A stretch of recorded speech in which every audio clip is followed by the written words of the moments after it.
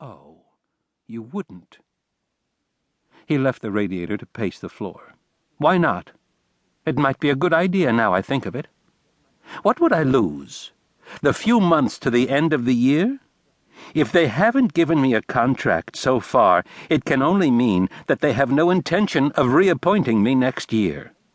Why else haven't they talked to me about it? Why else haven't they asked me to attend board meetings? And this today, just telling me that they're not going to hold the community Seder?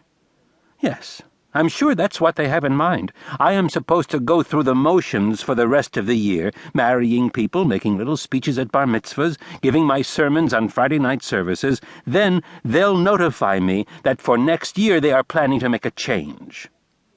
Well, why not beat them to the punch? Oh, they wouldn't, Miriam protested. They couldn't get away with it. Mr. Wasserman and all your friends would put up a fight. Well, I'm not so sure that I want to fight. Why should I have to fight?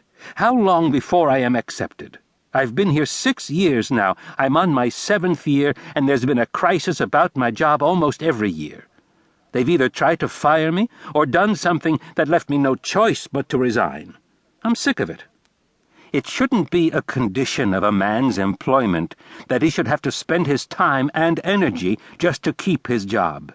His energies should go into doing the work that the job involves. Well, Miriam pointed out, the last board was planning to give you a life contract and a year's sabbatical leave as well. I heard rumors to that effect, and I suppose I would have accepted it if they had, he said moodily. And yet, what good is a life contract? It binds me, but it doesn't bind them. Any time they want to get rid of me, they have only to propose something outrageous that I couldn't live with, and I'd resign. Isn't that what happened when I made a rabbinic decision on the matter of burying poor Isaac Hirsch, and Mort Schwartz, who was president at that time, overrode me and ordered the body exhumed? Well, if you remember, that was during the first year of my 5-year contract, and I had no choice but to resign. But they didn't accept your resignation, Miriam said. Oh, they would have, all right, if it hadn't been for the Gorowskis, whom they were honeying up to. And only last year didn't Ben Gorfinkel actually tell me he was going to pay me off for the few remaining months of my contract and fire me right in the middle of the year? Yes, but he and his friends on the board thought you were turning their kids against them. It was just a power play. I'm sure they wouldn't have gone through with it. Your friends on the board, Wasserman and Becker and the others, would have stopped it. But Wasserman and Becker didn't stop it, he said. The best they could do was to offer me a job in another congregation they were thinking of starting up. Only when those same kids got involved in a murder case did it save my job, and that same Becker, I might add, was the man who led the opposition to me the very first year I was here, and was all for dropping me when not only my job but my neck was at stake. Oh, David, Miriam reproved him, that's ancient history. Becker's been as strong a backer for you as Wasserman ever since. You surely don't hold his opposition the first year against him. I don't hold the opposition of any of them against them, he said.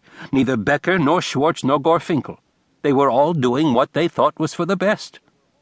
Maybe the only one I should resent is Jacob Wasserman. Miriam looked at him incredulously. Wasserman? Why, he's been your friend from the beginning. He's the one who brought you here and kept you here against all opposition. The rabbi nodded. Well, that's what I mean. He's been too good to me. Maybe, if that first year he had gone along with the majority opinion, I would have left here and got another job with another congregation.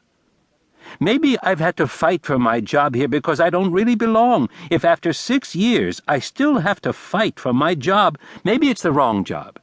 Maybe another congregation. But they're all like this, David, Miriam said. All the suburban congregations. Then maybe it's me.